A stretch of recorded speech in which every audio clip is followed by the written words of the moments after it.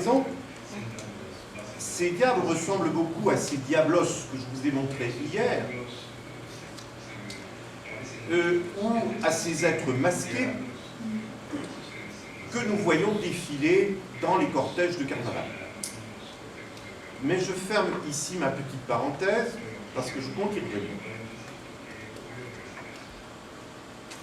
La vie d'Athanase se termine donc sur la glorification de notre saint. Il résiste, Antoine, résiste au diable et il manifeste une perfection morale tout à fait incomparable. Rajoutez à cela qu'il va accomplir des miracles, mais ça c'est normal pour un saint, de guérir des possédés, des êtres possédés par le diable. Il a une certaine expérience dans la matière, c'est normal. Et de guérir aussi différents malades, un peu comme le Christ. Alors ça, cela fait partie un petit peu des lieux communs de la géographie chrétienne. Un saint, il a nécessairement toujours des pouvoirs supérieurs aux autres humains, c'est sûr. Pour saint Antoine, il s'agit à la fois de pouvoirs thaumaturgiques, donc de guérison, et de pouvoirs spirituels, capacité à résister au diable. Athanase termine sa vie d'Antoine en nous disant que son ami est mort à l'âge de 105 ans et il sera enterré dans un désert d'Égypte où on ne retrouvera sa tombe qu'au VIe siècle. Voilà le plus ancien texte connu relatant la vie de saint Antoine, donc écrit au IVe siècle de notre ère. Si nous poursuivons maintenant la tradition des textes, des écrits, contrôlés par évidemment l'Église, puisque l'Église contrôle l'écriture, n'est-ce pas? Nous nous apercevons qu'au XIIIe siècle, le dominicain Jacques de Voragine raconte une vie d'Antoine qui n'a plus rien à voir avec celle que racontait Athanase. Il n'y a plus aucun épisode pratiquement commun, sinon des récits de tentation. Alors ça, ce sera évidemment, comme je l'ai dit tout à l'heure, une constante, mais ces récits de tentation sont très différents de ceux qu'évoquait Athanase.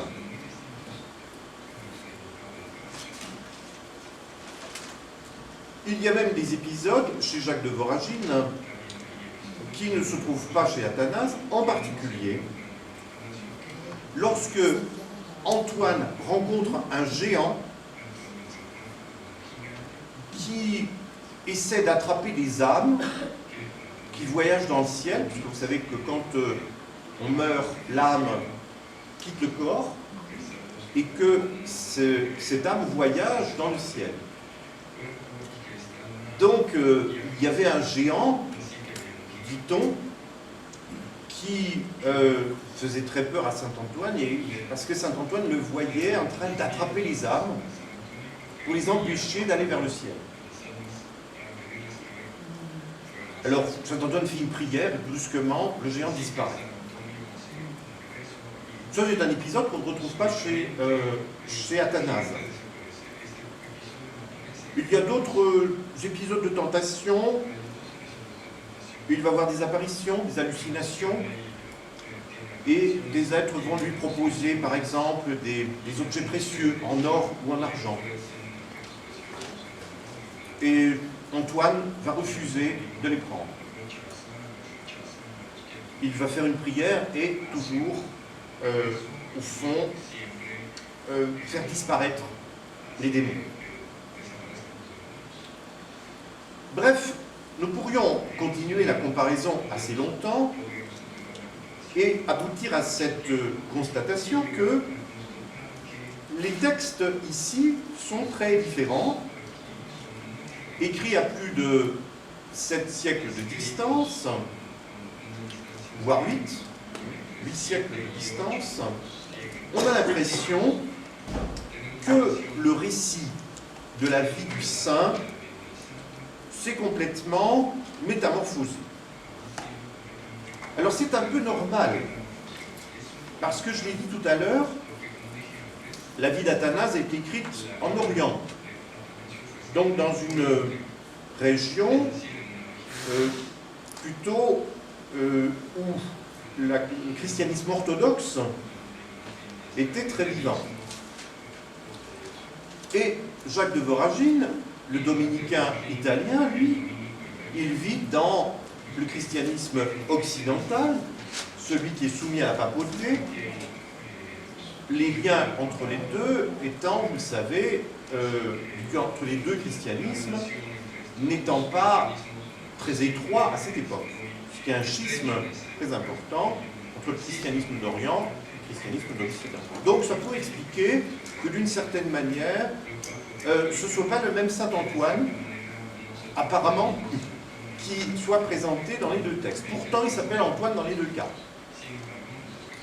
Et on ne sait pas, au fond, expliquer un peu cette divergence des versions relatives au saint. Ce qui s'est certainement passé, on peut le dire, c'est que, au fur et à mesure que le temps passait, je rappelle, saint Antoine est mort au IVe siècle, la réputation légendaire du saint a, je dirais, emporté une sorte de supériorité sur le récit historique d'Athanase, enfin historique entre guillemets.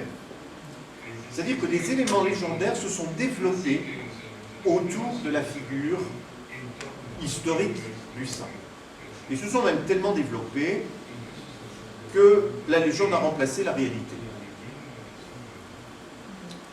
Et c'est même une des tendances assez courantes de la géographie médiévale, je pense en particulier celle du XIIe, du XIIIe siècle, de voir une vérité légendaire, au fond, l'emporter sur le simple souci historique. Je rappelle une petite idée que je vous ai développée hier. Au Moyen-Âge, un récit est vrai lorsqu'il est beau. Pas parce qu'on l'a vérifié à travers des témoignages, à travers une enquête scientifique, mais c'est parce que c'est beau. Donc, on ne croira que ce qui est beau, pas forcément ce qui est vrai. Et c'est évidemment une construction de l'histoire, entre guillemets, qui n'est plus tout à fait la nôtre. Mais ce n'est pas de l'histoire qu'on fait. Le texte lui-même se donne comme une légende. C'est-à-dire un récit de glorification, un récit de célébration. Et ainsi, il construit sa propre vérité. Il construit sa propre vérité, où l'imaginaire peut avoir eu sa part beaucoup plus que la réalité historique. Alors voilà pour les textes. Maintenant, les images que je ne pourrais pas vous montrer aujourd'hui, parce que j'ai le problème avec la clé USB,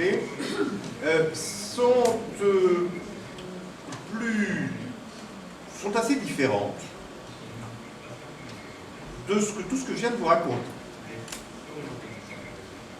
Parce que lorsque nous regardons la vie d'Antoine, déjà nous ne trouvons pas beaucoup de représentations avant le XIIe, XIIIe siècle. On va voir le saint très fréquemment représenté dans les églises sur des statues à partir du XIVe siècle. Et là, ce que nous aurons assez systématiquement, c'est la présence d'un cochon à ses côtés.